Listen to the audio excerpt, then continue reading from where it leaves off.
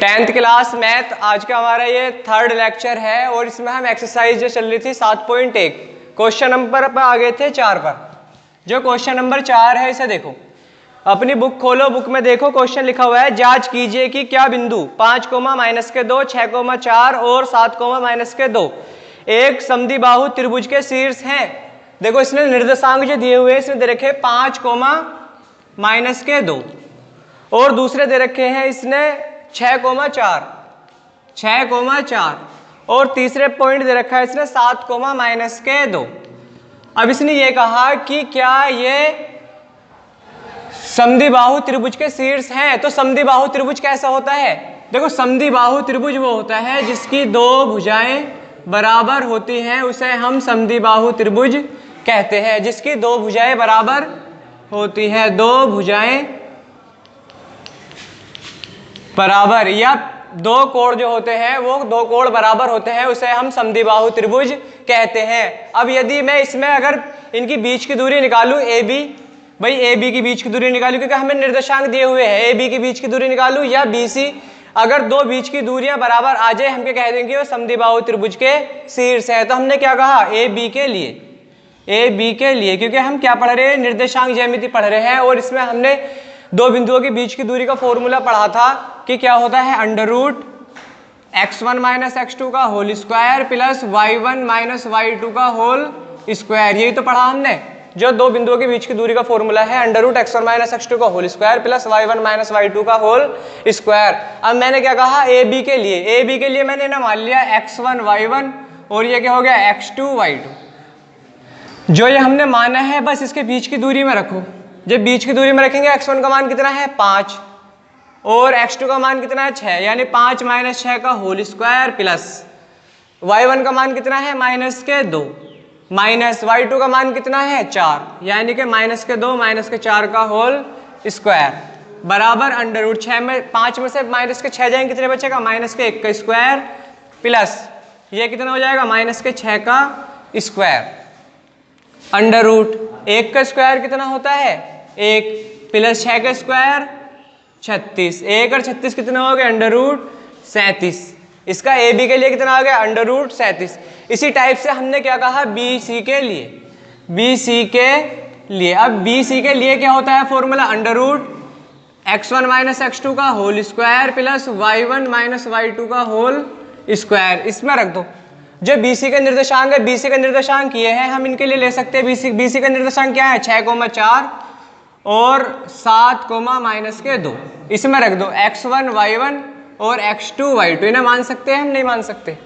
अब जो हमने माने हैं इसे बीच की दूरी के फॉर्मूले में रखो √x1 का मान कितना 6 और x2 का मान 7, 6 - 7 का होल स्क्वायर प्लस y1 का मान कितना है यहाँ पर 4 और माइनस और इसका y2 का मान -2 और इसका क्या हो जाएगा होल स्क्वायर √।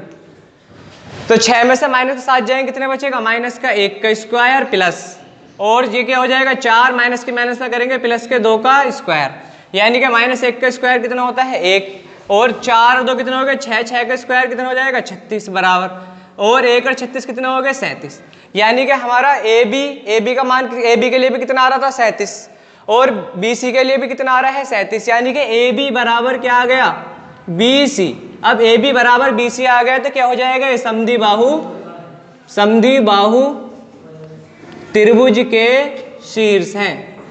भाई क्या है समद्विबाहु त्रिभुज के शीर्ष है। हमें चाहे तो आप ए सी निकाल कर देख सकते हैं, लेकिन जब दो ही आ गए हमारे यहाँ पर ये भी क्या आ गया √37 और ये भी कितना आ गया √37। अब ये दोनों बराबर हैं, समद्विबाहु त्रिभुज के हमें शीर्ष बता रहे थे तो क्या आ गए समद्विबाहु त्रिभुज के शीर्ष है। तो बस हमें क्या करना है दो बिंदुओं के बीच की दूरी का फॉर्मूला हमें याद रखना है, ज्यादातर मोस्टली इसी का यूज हो रहा है तो आप इसको नोट कर सकते हैं। इसके बाद में जिससे अगला क्वेश्चन है क्वेश्चन नंबर 5। अपनी बुक में क्वेश्चन नंबर 5 देखो, क्वेश्चन नंबर 5 में क्या बोल रहा है इसने। जो क्वेश्चन नंबर 5 है इसने कहा किसी कक्षा में 4 मित्र बिंदुओं ABCD पर बैठे हुए हैं जैसे कि आकृति 7.8 में दर्शाया गया है। आकृति 7.8 में देखो, जो आकृति 7.8 है उसने यहाँ पर 0 से लिखा हुआ है और 4 जो मित्र हैं ए बी सी डी वो कैसे हैं इसमें दर्शाए गए हैं। यानी यहाँ पर क्या है 1 2 3 4 5 6 7 8 9 और क्या हो जाएगा ये 10। इसी टाइप से ऊपर लिखे हुए हैं 1 2 3 4 5 6 7 8। क्या है यहाँ पर 1 2 3 4 5 6 7 और क्या हो जाएगा यहाँ पर 8। अब ये 4 मित्र हैं, ए जो बैठा हुआ है ए है यहाँ पर, जो 3 है 3 से ऊपर, और y के कहाँ पर है, y के है 4 पर, यानी कि 3 से 4 पर बैठा हुआ है यहाँ पर। भाई y कहाँ पर, ये a कहाँ बैठा हुआ है 3 से 4 तक, यानी कि यहाँ पर क्या आ जाएंगे a के निर्देशांक x का, ये तो वाली लाइन होगी x की, और ये लाइन किसकी हो जाएगी y की। तो a के निर्देशांक कितने हो जाएंगे इसमें, भाई a तो हो गया 3 पर, x और y के आप क्या पर है 4 पर, तो a के निर्देशांक कितने आ जाएंगे 3, 4। इसी टाइप से आगे जो बैठा हुआ है b x के तो है यहाँ पर 6 पर और y के कहाँ पर है 7 पर, यानी कि b जो है यहाँ पर ये तो है 6 और 7, यानी कि यहाँ पर आ जाएगा ये b। तो इसके निर्देशांक कितने हो जाएंगे 6, 7।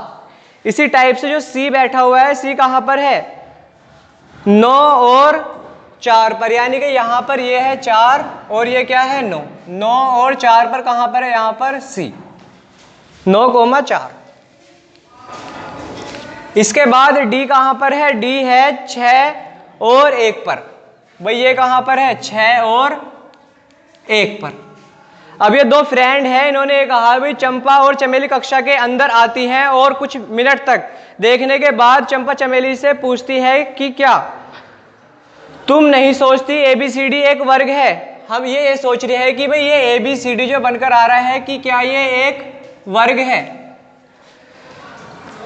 चमेली इससे सहमत नहीं है, दूरी सूत्र का प्रयोग करके बताइए कि इनमें कौन सही है। हमें दूरी का फॉर्मूला लगाना है और ये बताना है कि क्या ये एक वर्ग है। तो वर्ग होने के लिए क्या होता है, जो वर्ग होता है वर्ग की प्रत्येक भुजा तो क्या होती है बराबर, प्रत्येक भुजा कैसी होती है इसकी बराबर, और इसके विकर्ण कैसे होते हैं,